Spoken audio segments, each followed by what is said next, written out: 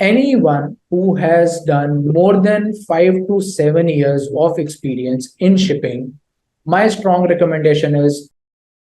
Hi everyone, Jai Hind, Jai Bharat, Jai Mata Di. Welcome to my YouTube channel Merchant Navy Decoded. Welcome to the series Ship to Shore Guidance Series, जिसके अंदर अभी हमारे साथ guest हैं captain गौरव राणा, जो कि बहुत सारे मर्चेंट नेवी ऑफिसर्स को, मरीन इंजीनियर्स को, he is been guiding so that they can successfully transition from ship to shore. So sir, welcome to the YouTube channel. Thank you so much, Praneeth, and again a pleasure to be here.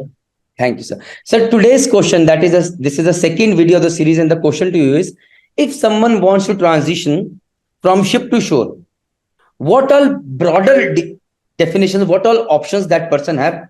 Say there are 2 to 3 dimensions, and then in those particular dimensions, just giving a bit of examples, what all they can do. Can you please elaborate, sir? Sure. So, first of all, once you have made up your mind, and that's very, very important. First part is you need to make up your mind whether you want to sail or not sail, right? So once you do that, and if you thought that I want to evaluate options other than sailing, right?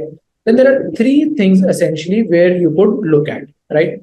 Number one is core shipping, right? When I say core shipping, it means aspects which are related to ship management. So to give you an example, it could be assistant technical superintendent. It could be purchase. It could be a safety officer. It could be a technical superintendent. It could be a safety superintendent. It could be crewing. It could be a junior executive crewing. It could be a senior executive. It could be a crewing manager as well, right? So these are what I typically consider the core shipping fields where you could go. So that's number one, right? Number two is the broader maritime industry, right? And when I say more broader maritime industry, then I look at, say, commercial shipping. And this is not ship management. This is commercial shipping. Commercial shipping means it could be becoming a broker, which is in the prefix. It could be becoming a voyage manager, which could be postfix, or it could be just handling the claims operations part of it, right? So that's the second part. So that's one of the broader maritime industry, or you could get into logistics. So for example, there are liner operations, right? You're a container master, you're a container chief officer, second officer, you want to work in the port, right? There are enough and more jobs on the port side where the deck officers can get into, right?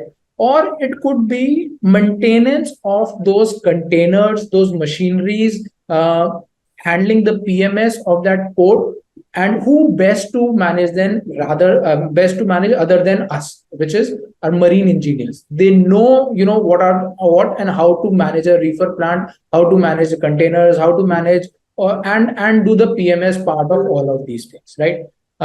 So that was essentially the broader maritime, and it can have enough and more fields, but I've just taken a lot of fields, which we'll be discussing later in the series, one by one. Right. Third is, now you want to quit sailing, right? Shipping totally. And so what you could do is you could do a MBA, or you could do an MSc, which is non-shipping, right? So you could possibly do, say, MBA in finance. You could do an MBA, say MSc into say one of the technology things. Right? Or you could say do an MSc in HR, whatever is the field of choice for you, right? What my suggestion is, and what I strongly recommend is experience in shipping. My strong recommendation is stick to shipping or the broader maritime field. Because then you'll be able to leverage those 5 to 7 years. You will not be one of the thousands who will be in the line for a job, right? Howsoever, if you are very, very passionate to get outside this, then get into an MBA in the tier 1 MBA colleges. So look at IIMs, look at ISBs, look at INSEADs, look at Harvard, look at Wharton. Don't look at tier 2 MBA colleges, because your future will be much better by doing a good course in the maritime field rather than doing a second tier course in the MBA or non-shipping MScs. I guess, sir, I completely agree with you and strongly believe what you're saying. If you have given 5 to 7 years into shipping, then you need to leverage that. Bhai, mere paas experience hai.